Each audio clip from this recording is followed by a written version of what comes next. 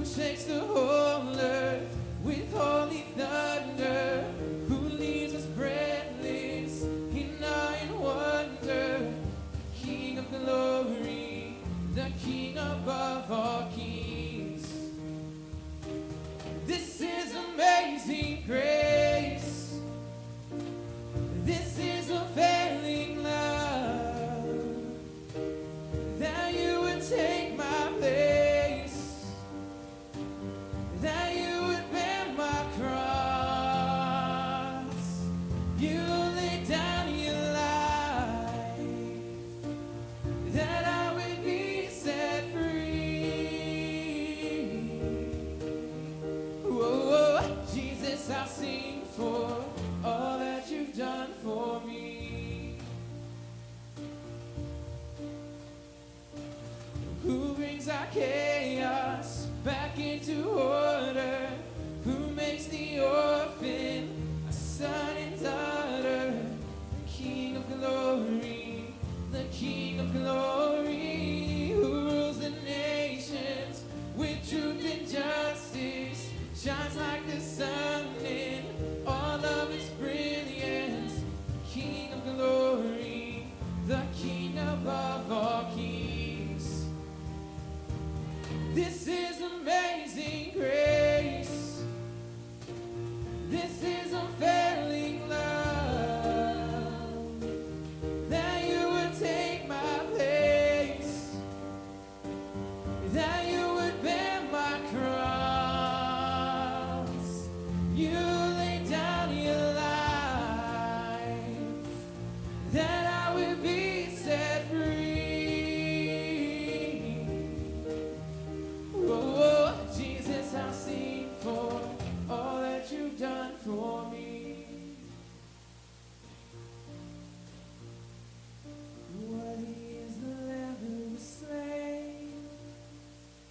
Worthy is the King who conquered the grave. Worthy is the Lamb who was slain. Worthy is the King who conquered the grave. Sing, worthy is the Lamb who was slain. Worthy is the King who conquered the grave. Worthy is the Lamb who was slain. Worthy, worthy, worthy. Yeah, this is amazing grace. This is unfailing love, that you would take my place, that you would bear my cross.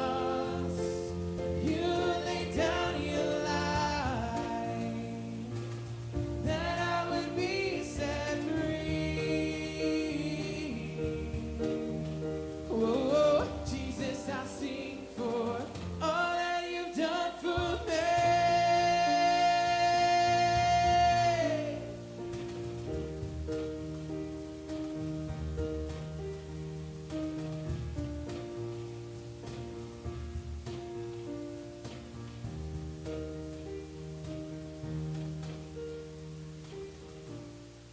So, Father, we thank you. We come together this morning to see you, God, my Father, to worship you. Father, you love us with such a scandalous love, Father. So for that, we thank you. Father, we give thanks to who you are, for who you've created us to be. We praise you. Amen. You guys can see it.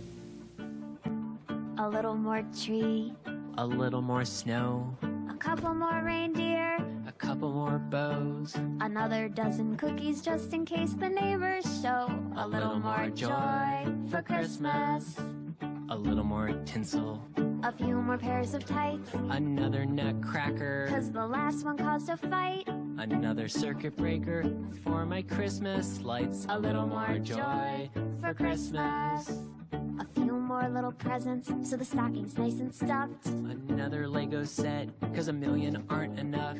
Just a bit more garland so my stairway looks divine. Why stop at 3 wise men when the mantle fits 9? A couple more carols, A couple more hugs, just a smidge more Christmas spirit. some more mistletoe above, Just a few more little touches and a lot more love, a little more joy for Christmas. So that commercial right there is actually, that's one of my favorite commercials that I've watched from this season so far. Singing about a little more joy for Christmas. And I don't know if it really makes me want to go to Walmart, but I really like the commercial. Are you guys ready to go to Walmart now? Yeah, I think part of the reason I like that is it hits a little bit on the season. So what is the meaning of Christmas then? You see, we'll hear a lot now this season about what it's about. What is Christmas really for? Maybe we'll see some movies that tell us what it's about. Anybody love the White Christmas? Watch that one. What's that? You do. Black Christmas. How about It's a Wonderful Life? Oh, I love that one. How many of you guys like that one? So, quite a few of you guys. How many of you guys don't like that one? What? My wife is the same way. I love that. That's one of my favorites. We will be told a lot about what this Christmas. Oh, an elf. That's right. Wait, call me an elf one more time. I'm an angry elf. I am. Well, we'll be told a whole bunch. In fact, we'll be told by TV shows. We'll be told by the whole Starbucks cup thing, right? Now, how many of you guys? Do you guys really know anybody that was mad about this Starbucks cup thing, or was there just one person somewhere that was not happy that the cup didn't say Merry Christmas? So there's this talk about what is Christmas about. Target is one of the companies that has said that it's very exclusive and people don't like it when you say Merry Christmas, so they won't call it a Christmas tree. They won't say Merry Christmas and things like that. And there's other companies that have done that. So what is Christmas really all about? What's the meaning? Why do we do the things that we do at Christmas? In fact, if we're all honest, I would think that we'd probably say we do a lot at Christmas that we just kind of do because right? Why do we put up a tree? What does it really have to do with Christmas? Or put up the lights on the house? Which right now I'm questioning myself. Why should I go up there and put lights on the house? Or why do we put socks up and buy each other gifts? Right? This seems kind of crazy. So why do we do that? So about 4 weeks ago, we're helping the in-laws move. My brother-in-law, my sister-in-law were moving. So we're there, we're helping them move into this house that they're building. So we're taking stuff in. The house is not quite finished. There's a mess outside where you're taking stuff in. It has gotten dark. I carry in a load of stuff. And my wife grabs the red great big tub. Now in the red great big tub is all of the stuff out of the fridge. And we've just kind of sat it all in there. So it's decently heavy, and it's got a lot of stuff in this tub. And I don't know that she's carrying it, so I come out of the house. And here, I've got to show you what I saw. Because I come out of the house. My wife carrying this great big red tub. The red tub is over there, throwing up. And she is like this. And she doesn't move. So I said, "Are you okay?" She didn't move, and she said, "I don't know. I'm making sure everything's all right." So I walk over to the red tub that was throwing up fridge stuff, and I put it all back in, and she hasn't moved. I'm like, "Are you okay?" She said, "I think so." And then she slowly gets up. And I wasn't sure, do I help her up? Is she broken? Do I go inside now? I didn't go in. That's the good news. She was sort of okay. She was the way she was before, and she somehow bruised her shins on basically flat ground. They're still bruised today from however in the world she did that. But she said, "Well, I'm really just, why aren't you doing anything? I'm just making sure everything's all right. I'm making sure everything's okay." And I wonder if sometimes with Christmas, what we do is we do the Christmas stuff, but maybe sometimes we need to stop for a second and say, "I don't know, I'm just checking to make sure everything's all right. I want to know for sure what's going on." So what is the meaning, what's the purpose of Christmas? We hear a lot said about that. Maybe it's because at Christmas we really, truly, we want to feel cared for and loved, like it's a part of being human. We want that. In fact, all you have to do is look at pop culture, look at movies. Yesterday I brought up the top 40 songs right now and went down the list how many of them talk about this idea of being loved, of being cared for. We really just want that. Some people say at Christmas that it's about the Christmas season. It's about sharing love with other people, about caring for other people.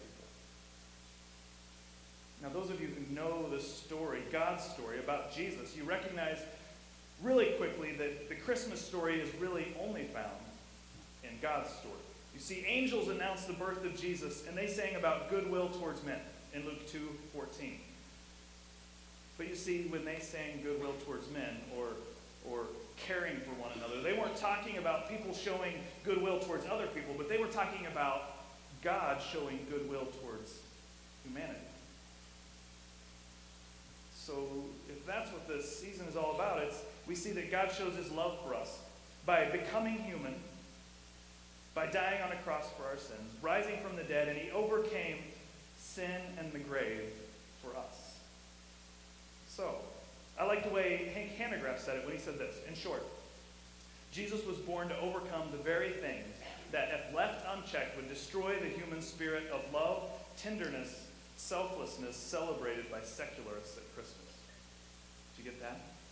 The very things that Jesus came for are the very things that could be destroyed by Christmas. So why do we do what we do?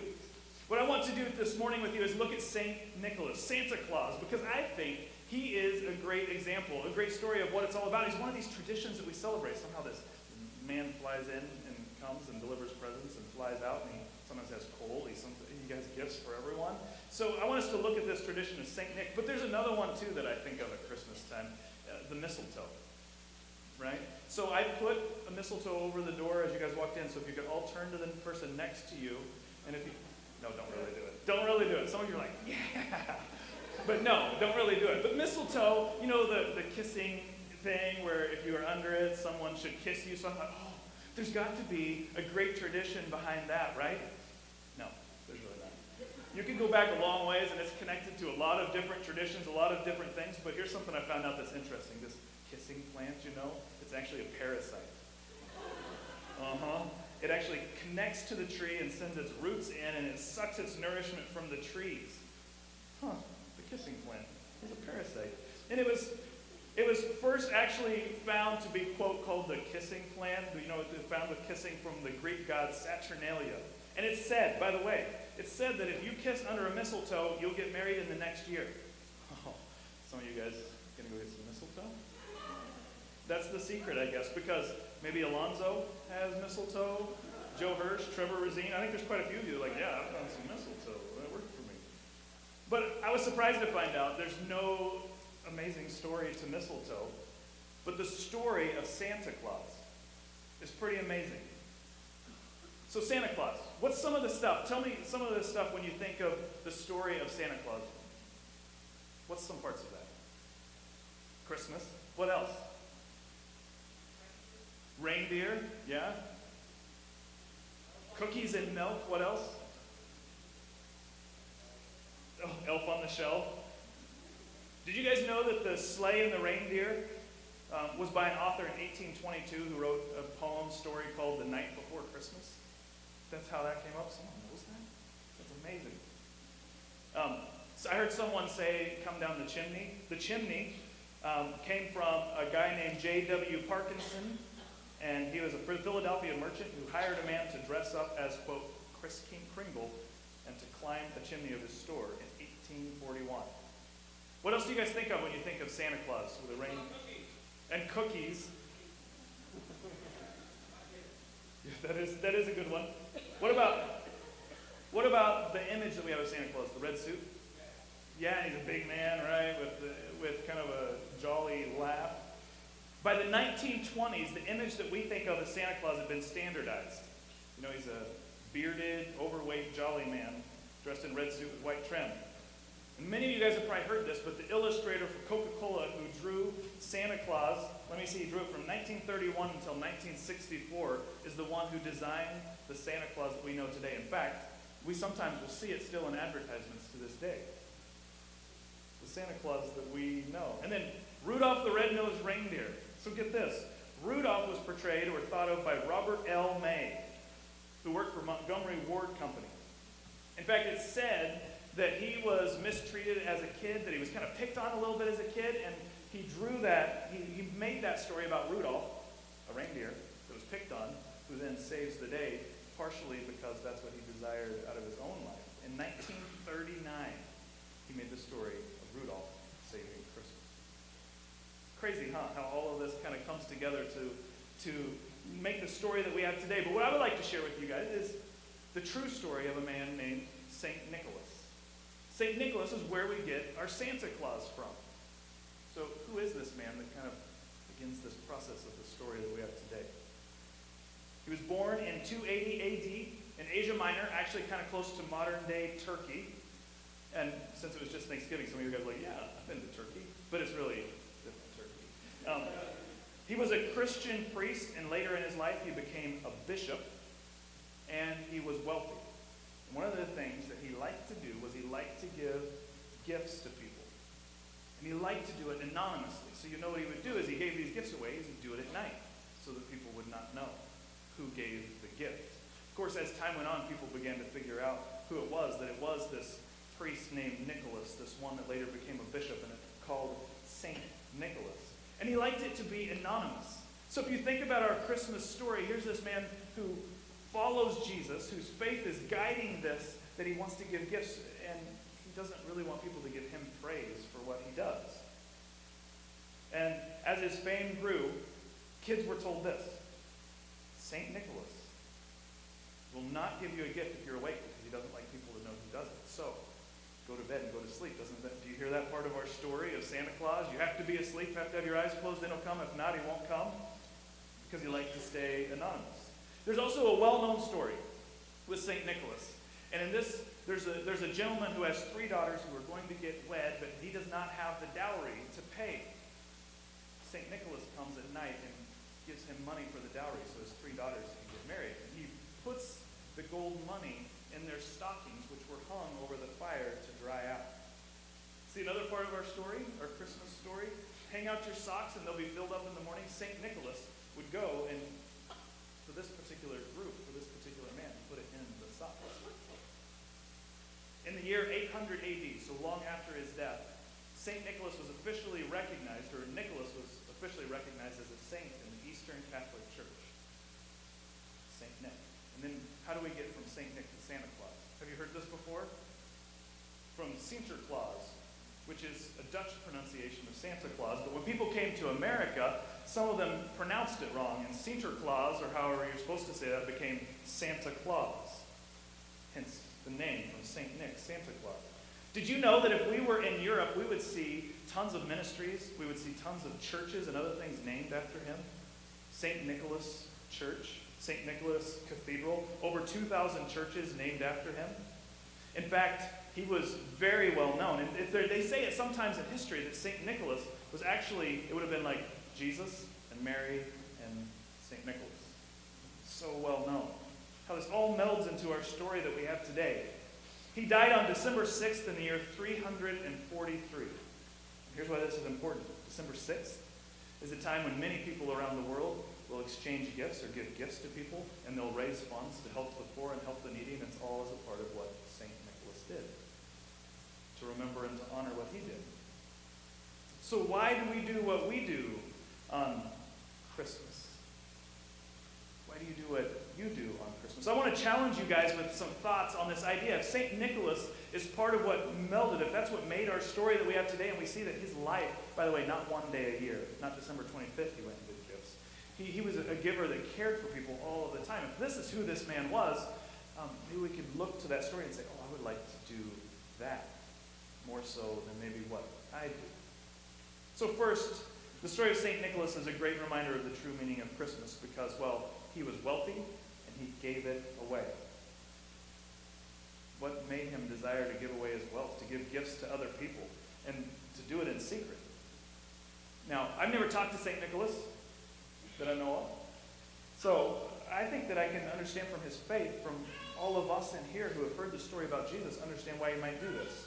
In 1 John 3:17 through 18, here's what it says in the Bible. It says, if anyone has material possessions and sees his brother in need, but has no pity on him, how can the love of God be in him? Dear children, let us not love with words or tongue, but with actions and truth. I think part of the reason why Nicholas gave stuff to the poor is because if he saw someone who had need, he could help them. It's easy to say, I do care for people and I love people, but he did it with action. Or we could go to the Old Testament. As we see God setting up his people. In Deuteronomy 15:11, he says, there will always be poor people in the land. Therefore, I command you to be open-handed toward your brothers and toward the poor and the needy in your land. It was a command. When you see the poor and you see the needy, be open-handed. Give them, help them. Exodus 22:22 says, do not take advantage of a widow or an orphan. So I think that's part of why he gave away his wealth, is because he cared for people. And I want to conclude with one section of Scripture that focuses on maybe why St. Nicholas did what he did. You know, it was really common for bishops to carry around a shaft, a pole that at the top would curve around, a shepherd's staff. And the reason was it symbolized that Jesus came and said, I'm the good shepherd, right? And guide my sheep. And these priests would say, yes, we help guide the sheep towards the good shepherd. So they would carry them around symbolically. And that's where we get the modern day candy cane from. It's this shepherd's staff. In John 10:7-18, John 10:7-18, it says this. I tell you the truth. I am the gate for the sheep. All who come before me were thieves and robbers, but the sheep did not listen to them. Yes, I am the gate. This is Jesus describing. He says, those who come through me will be saved. They will come and go freely and will find good pasture. So Jesus is saying, by the way, a shepherd, what they do is they'll lead the sheep. Sometimes they lead them from behind, and they walk them along, and they push them along, and they try to get them to good, fertile soil, good, fertile grass to eat, to feed, and survive. But oftentimes, a shepherd will walk in front of the sheep and call them, and they will follow, because they know that a shepherd who's good will lead them where they need to be and will keep them safe. Isn't that great? And then he says, Jesus says, I'm the good shepherd. I will lead you to great places, and when I let you in, you can come and go freely. You come in, and by the way, when it's time to go out and graze, you can go out and graze. But there's times when you need to come back in, but you can come back in. You can come and go freely. He calls himself the good shepherd. And then he goes on to explain these other people who talk about other ways. He said, the thief's purpose is to steal, to kill, and to destroy. My purpose is to give them a rich and satisfying life. I am the good shepherd. I am the good shepherd. He wants to lead us to places of good pasture where we have what we need. In fact, since he made us, he knows what we need, and that's what he wants to offer us. And then listen to him go on and explain. He knows what's coming, right? He knows his purpose in being on earth. He says, the good shepherd sacrifices his life for the sheep. A hired hand will run when he sees a wolf coming. He will abandon the sheep because they don't belong to him and he isn't their sheep. And so the wolf attacks them and scatters the flock. The hired hand runs away because he's working only for the money and really does not care about the sheep. Then he says again, I am the good shepherd. Doesn't run away, doesn't flee when times get tough. He's there for us. In fact, he says, I will die for you. I know my sheep and they know me. Just as the Father knows me and I know the Father, so I sacrifice my life for the sheep. Jesus calls himself the Good Shepherd. I think that's why we see this St. Nicholas, who would have been a bishop, and we could have seen him carrying around this shepherd's staff, symbolically explaining that he's guiding people toward Jesus, the one true Good Shepherd. So at Christmas, can I encourage you this? I think sometimes if you guys are like me, I would have celebrated Christmas with my family, and the story of Jesus would have been a minimal part of what took place. Sometimes, possibly some of our events never even mentioned. We would exchange gifts. We would eat a fantastic meal, but Jesus would never be mentioned. So can I encourage you guys this Christmas that this story of Santa Claus, the story of St. Nick, it's an example of how this changes the story of Christmas. When you go home, can you be the one possibly to say, let's talk about this? Why the story of Santa Claus? Maybe you and your family could be givers to other people. Not just exchanging gifts because someone gives you one and you give one back, but what if there's people in need that we intentionally seek out? Follow St. Nicholas's example, who was following Jesus' example, the Good Shepherd.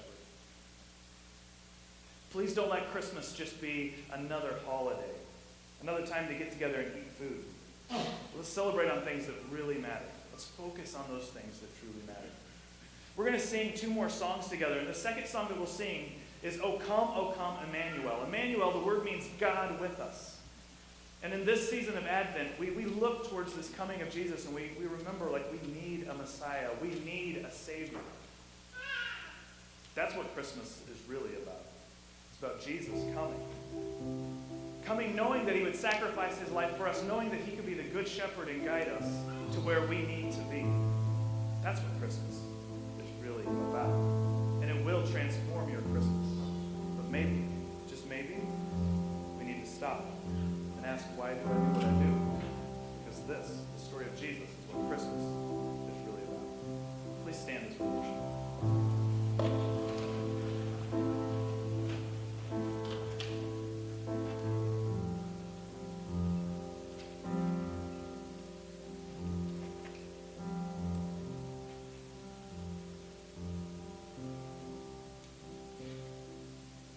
Splendor of the King, clothed in majesty, let all the earth rejoice, all the earth rejoice.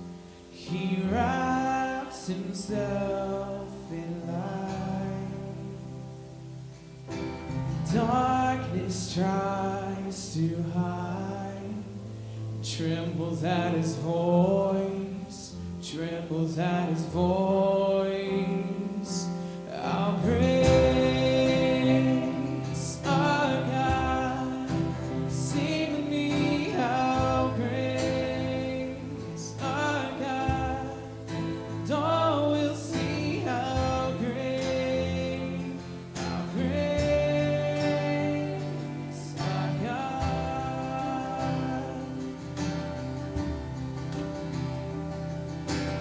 Age to age you stand. Time is in his hands. Beginning and the end. Beginning and the end. The Godhead 3 in 1.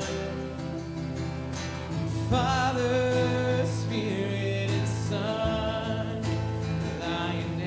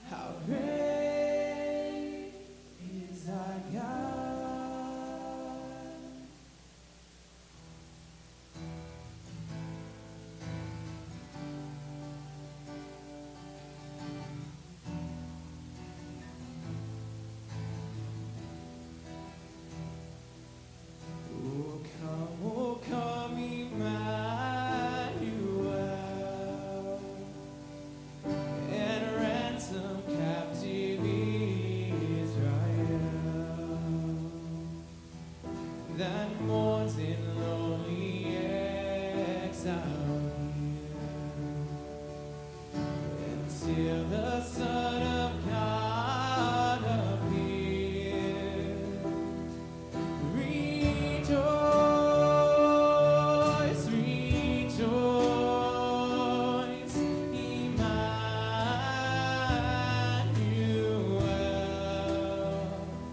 shall come to thee, O Israel.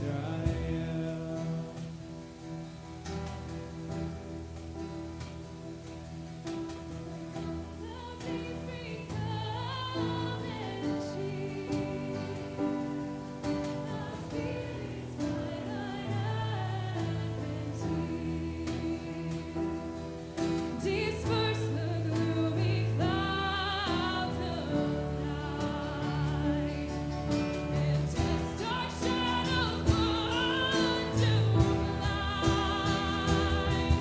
Rejoice, rejoice, Emmanuel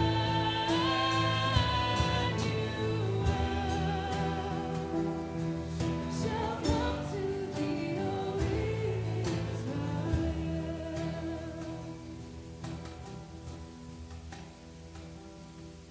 Oh, come thou wisdom from on high, and order all things far and nigh. To us the path of knowledge show, and cause us in our ways to go.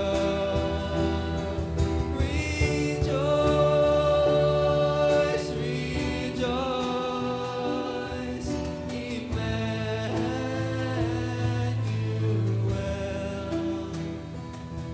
shall come to thee, O Israel.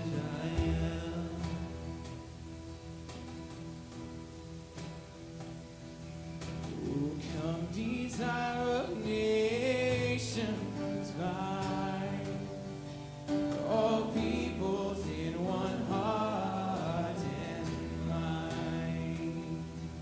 Bid envy, strife, and quarrel cease. Fill the whole world with heaven's peace. Rejoice, rejoice, Emmanuel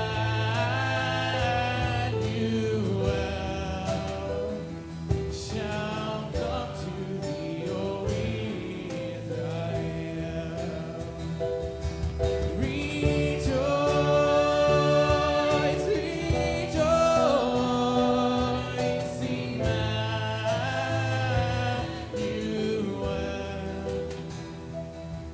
shall come to thee, O Israel. Shall come to thee, O Israel. You guys may go in his peace.